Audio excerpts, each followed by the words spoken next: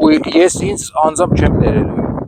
իմ կյանքը ուղղակի չի ներվելու եթե իմ թոռները հանկարծ գնան Շուշին ուզենան որպես տուրիստի աչքերով տեսնել հայ ներսում որ մտնում եք այդ գլխավոր մուտքից մինչև Կահկաշեն ճանապարհի աջ ու ցախ հատվածում այսպես փոքր խանութների մեծ ու փոքր խանութների հիմքեր կա ու դա վկայում է նրա մասին որ անին եղել է ժամանակակից մեգապոլիս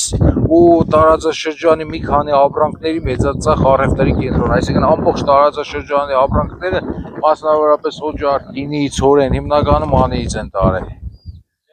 Հիմա հայ-թուրքական սահմանի բացման հնարավորությունից են խոսում մեծամասամբ կապում են նաև ըստ էության Ադրբեջանի հետ հարաբերությունների կարգավորման հեռանկարի կարգավորվեց եթե Թուրքիայի եւ Ադրբեջանի նախապայմանները ընդունվեցին Ինչ կդա մեզ այդ սահմանը մենք նախ պետք է մենք ինքներս մեզ հարց տանք հենց անվտանգության առումով մենք պատրաստ ենք սահմանի բացմանը նաև թեկուզ նույն բիզնեսի առևտրի տեսանկյունից մենք պատրաստ ենք այդ սահմանի բացմանը այդ հարցերի պատասխանը մենք հստակ պետք է ունենանք ես անկեղծ մի բան ասեմ եթե օրինակ հիմա այդ սահմանը բացվեց Արարատյան դաշտավայրի այն գյուղատնտեսությամբ զբաղվող ժողովուրդը պետք է հավաքի իր վեշերը ու գնա խոպան որովհետև նույն Արարատյան դաշտավայրի մի ճնշող մեծ մասը գտնվում է այն հատվածում չէ՞ Սուրմալուի գավառը որը ժամանակին նորից այդպես շատ սիրուն հանձնվեց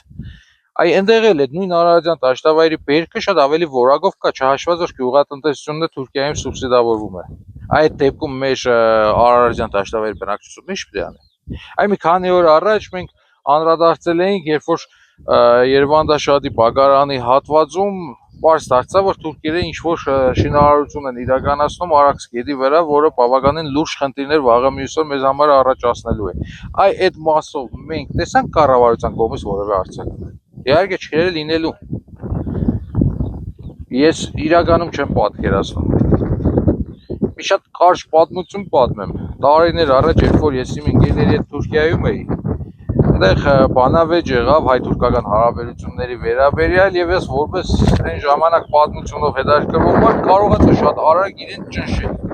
ու այդ թուրք երիտասարդը չէր կարողացել փաստարկել մի քանի օր հետո երբ որ մեզ ճանապարհում էին բերեց ասեց գիտեք ես լուսանկարիչ եմ հայրենիքի շատ սիրում եմ ու հայրենիքից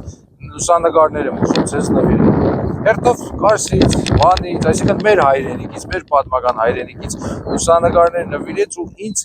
նվիրեց լուսանկար Ուրֆայից ու այսպես աչքերիս մեջ նայելով ինձ ուղղակի հիշեցրեց թե ժամանակին